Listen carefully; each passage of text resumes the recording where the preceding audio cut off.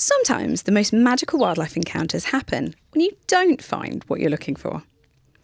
Today, I'm in Hazelborough Woods, near Silverstone in Northamptonshire. It's an ancient woodland that, at this time of year, transforms into a sea of bluebells. I came here hoping to hear an iconic sound of spring, the call of the cuckoo. But instead, I stumbled upon something even better.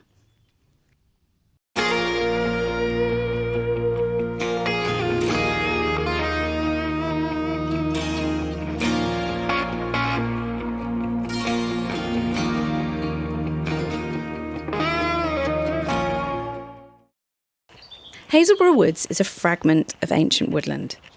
I'd like to say it's quiet, but as it's so close to the Silverstone circuit and the drone of traffic on the A43, it's not the most peaceful place I've been. But it is beautiful and full of wildlife. Now, Hazelborough Woods is managed by the Forestry Commission, and it is unfortunately by quite a noisy road, which you may hear at the moment, but the further we get along this path, hopefully the less road noise and the more bird song we will hear. Although, to be fair, the birds are singing beautifully. I just want to get away from some of that traffic now. It was actually one of John's discoveries. A few years ago we came with Clara and we absolutely loved it, but we just haven't made it back. So I thought take the time, having done a brief recent recce, again to come and see what we can find. Now, these woods are gorgeous, but we're not far from Silverstone and we're certainly not far from civilization, despite the beauty of the surroundings.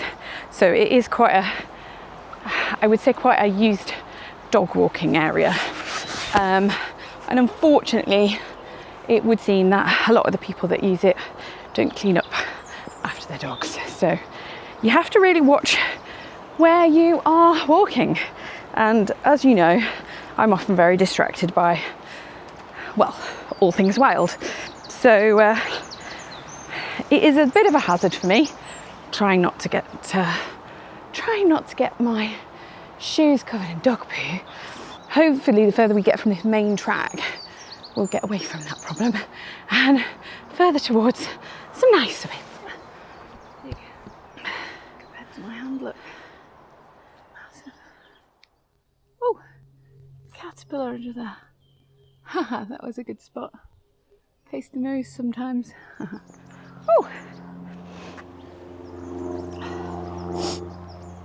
Well, a lovely place to go for a ride. Well, there's still some violets out as well. And more dog poo. Oh, grim. It's such a shame. Like, oh, there's some wood anemone over there. And more dog poo. Got a few birds already. And I've spotted quite a few butterflies around as well. Oh, some lovely silverweed there. I want to make sure I'm going down the right one, whether I'm going down that one or that one. I think we want to go that way. An eye out for a nice picnic spot because it's definitely nearly lunchtime. I find sometimes on these adventures I get so distracted, so focused on what I'm looking for that I often forget to stop for refreshment. So I'm trying to get better at it and make sure that I do actually eat and drink enough during the time I'm out. What's your go-to field refreshment? What snacks are in your wildlife detective bag? Let me know in the comments. I'd love to know. We've got lots of beautiful flowers coming out right now, which is absolutely lovely. So a good chance for some botanising. And I've just signed up for the BSBI's 100 Plants Challenge. So I'm definitely going to be looking out for different species today and making sure that I log those on my iRecord app. And I challenge you, if you can, to join me in this challenge.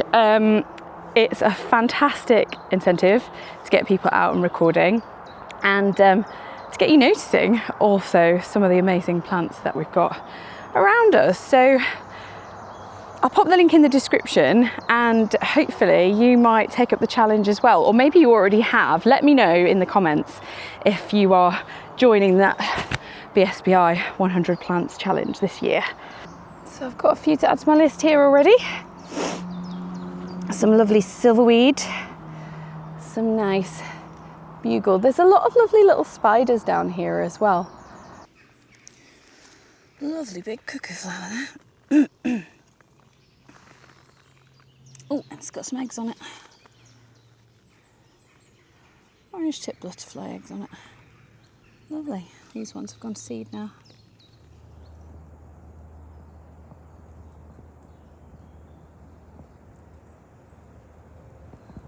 Don't know if you can see it. Caterpillar on some lovely strands of silk. There are several of them. And right in the path, actually, there are a lot of them, actually. Quite a few. I don't know whether you can see them. They're tiny. Tiny. Yeah, I don't know whether you can see them, but there are loads of them hanging down from this field maple. There's lots of them. Should we go take a look down there? I think we should. Ah, there's another trail down there as well. Oh, where to go? Where to go? I suppose we can come back and explore the others another time. I think I can see some really nice bluebells up ahead as well. Oh, and an orange tip. Lovely. Oh, there's an absolute sea of bluebells over there. Oh my goodness. I hope I can show you these. All right. Look, so through there is a gorgeous carpet of bluebells under there, and continues on over here as well. One of the main attractions here in spring are the vast carpets of bluebells. Bluebells are one of Britain's most iconic woodland plants, and incredibly, the UK holds around half of the world's population of them. They're perfectly adapted to ancient woodlands. Their life cycle is actually timed to make the most of this brief window of sunlight before the trees leaf out. Ah, this is the ultimate. These are so beautiful. Carpet of bluebells. We've also got some lovely wooden anemone, and we've got some stitchwort, all of these beautiful ancient woodland indicators. I can already see that some of these bluebells are starting to go over, and very soon they'll be all but gone. And one of the things that never ceases to amaze me about plants is how all year round, you could walk through these woods and not even notice that these were here, under the ground, under your nose, and all of a sudden, almost from nothing, they can just emerge into this sea of beautifulness and then disappear again, and that just always amazes me. Got some celandine down here as well. Still going. Seems like a pretty decent spot for some lunch. Found a little clearing in amongst the bluebells. But the bluebells aren't the only beautiful blooms here. Look closely and you'll also find a whole community of beautiful woodland flowers here. And what I want to try and do, hopefully, is try and get some decent shots of some of the lovely plants we've got here. And for me to make sure that I actually record them for my 100 plants challenge. Let's see if we can get this in here and get some decent pictures. My phone, and also hopefully with the help of my hand lens. This can be a bit tricky, but hopefully we'll get something. Now I need to give that another clean. Just cleaned it. Put it down in the leaves, of course. I mean, you know. Obviously. Right, let's try this. Let's see what we can get.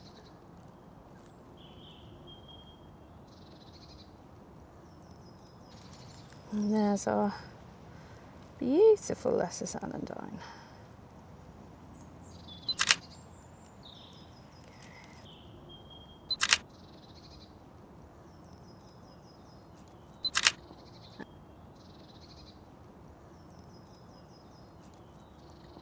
On this visit, there was a sound I was really hoping to hear. The unmistakable call of the cuckoo. I heard them when I visited this place a few days before, but I didn't pick it up on the camera. I just heard a cuckoo. My mum's going to be really jealous. So I was hoping to come back and catch them again this time so I could share that with you. But today, no cuckoo calls. And then I heard something else. In the background over there, I think I can hear the cawing of a raven. I don't know whether you hear it. As I started moving towards them, I spotted something else. Oh, deer. There's a little Muntjac deer just over there. And now I really wish I had a proper camera. Don't know if you can see him, but there's a Muntjac deer just there. Off he goes. Deer's still there looking at us. I don't think I can get you any closer, unfortunately. There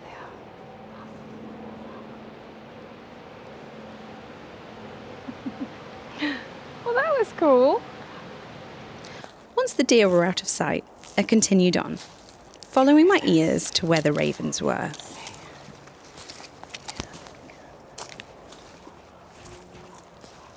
Another deer.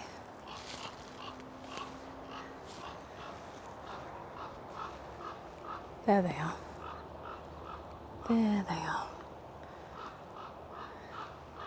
It's cool when you have time to actually follow a sound. Find something so beautiful.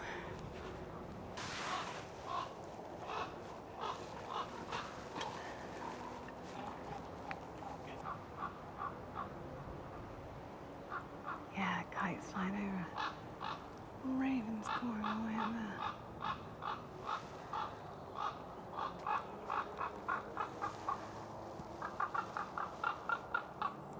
What a fabulous sound.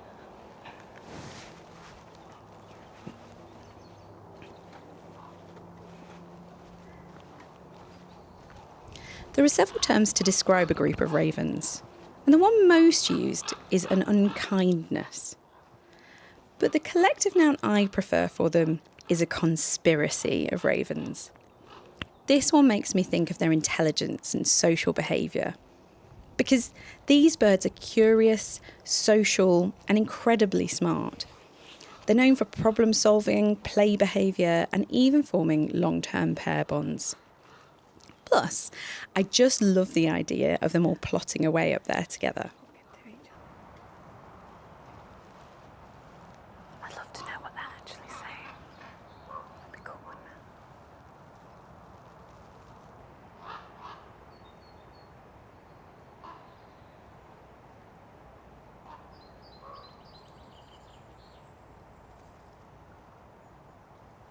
If you are enjoying this video and you'd like to come on more wildlife adventures like this one, please do give the video a like for me. It really helps for me to grow the channel and take you out on more adventures like this one.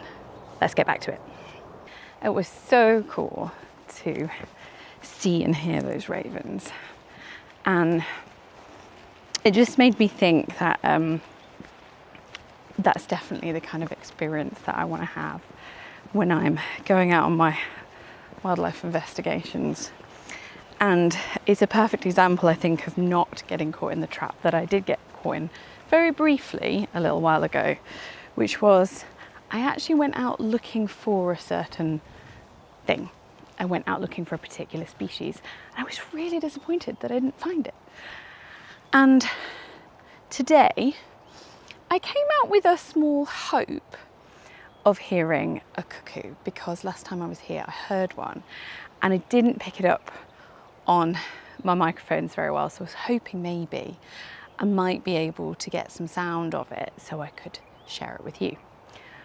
But I'm really glad that I didn't hold that too closely, because actually I've come with more of an open, like, it would be lovely to hear the cuckoo, but actually I'm going to go out and see what I want to see, and that's definitely feeling a lot better to me. I don't think for me, like, going out and looking for one thing is a good idea. So I'm going to stick to that, keeping an open mind. Like, I will definitely go out looking for things, but keeping an open mind is definitely the way for me, I think, because I really don't want to come out on these adventures and feel disappointed. That is totally not the point. I want to take you with me on adventures and for us to see cool stuff and learn and have an awesome adventure. But what I don't want to do is spoil that by going and, I suppose, seeking out a particular thing, because there are so many cool species to see, and today is like a really good example of like coming out with a hope of something and actually finding things that are just as cool, if not cooler, in my humble opinion. Those ravens were really magical to experience, like actually to be underneath them, I guess, like, and to hear that sound, like the sound for me is really special. So yeah, I feel really lucky today to have seen those, because that wasn't something that I came for, but it's something that I definitely really enjoyed experiencing. So I came here looking for one thing and found something completely different. That's the beauty of being a wildlife detective. You can plan, you can prepare, but you never really know exactly what you're going to experience. Have you ever gone out looking for one species and ended up finding something even better?